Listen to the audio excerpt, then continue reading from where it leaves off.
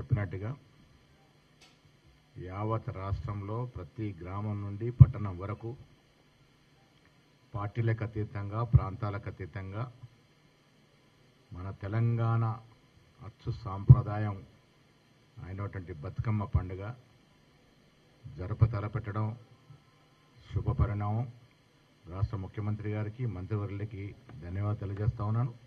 కాంగ్రెస్ శ్రేణులు ప్రతి గ్రామంలో విధిగా 9 రోజులు ఎంగిలి పువ్వుల బతుకమ్మ మొదలుగాను సద్దుల బతుకమ్మ వరకు వెన్నంటూ ఉండి ప్రభుత్వ యంత్రాంగంతో చేయి కలిపి బతుకమ్మ నిర్వహణలో ఎక్కడి నుంచి కూడా లోటుపాటు లేకుండా చూసుకునే బాధ్యత కాంగ్రెస్ శ్రేణులు తీసుకోవాల్సిందిగా నేను విజ్ఞప్తి చేస్తా ఉన్నాను.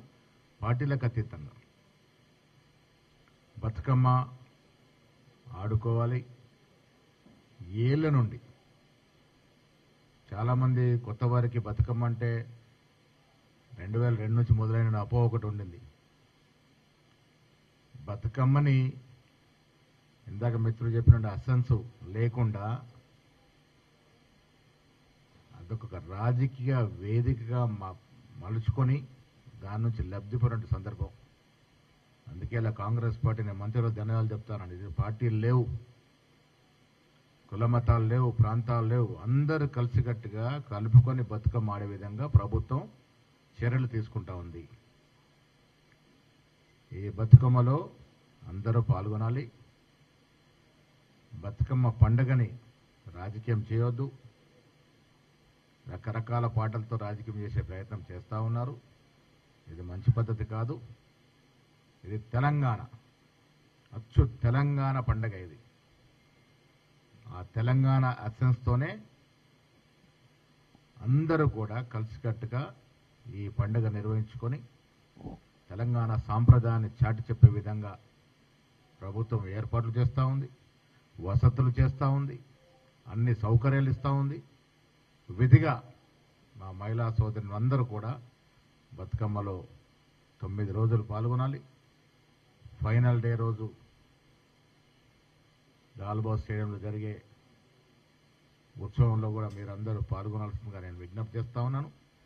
మా హనుమంతరావు గారు ఏళ్ల తరబడి నుంచి బతుకమ్మ కుంట గురించి మాట్లాడుతూ ఉన్నారు. వారి గురించి మీకు తెలిసిందే. చిన్న ఎక్కడనైందా అంటే ఉరికెత్తిపోయి ఆ సమస్య మీద పడి ఈ వయసులో కూడా పోరాటం చేసే తత్వం ఉంది.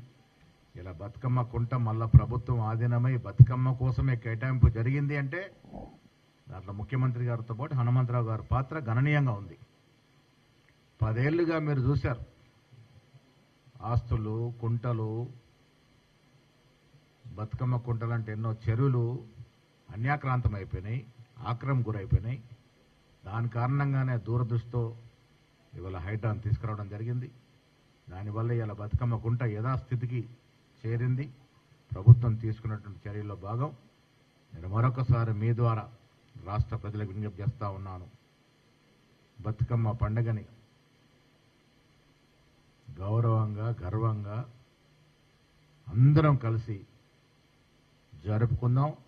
అందరూ దీంట్లో పాల్గొనాల్సిందిగా విజ్ఞప్తి చేస్తాను. బతుకమ్మ చీరల పంపిణీ డేట్ ఎప్పుడన్నా డేట్ నాకు తెలియదు, కానీ త్వరలో బతుకమ్మ చీరలు ఇవ్వబోతా ఉన్నారు. 23rd నుంచి ఏదో ఇస్తూ ఉన్నారు. నాణ్యమైన చీరల కోసం ప్రభుత్వం రూపకల్పన చేసింది. బతుకమ్మ చీరలు ఉంటాయి. బతుకమ్మ పండగ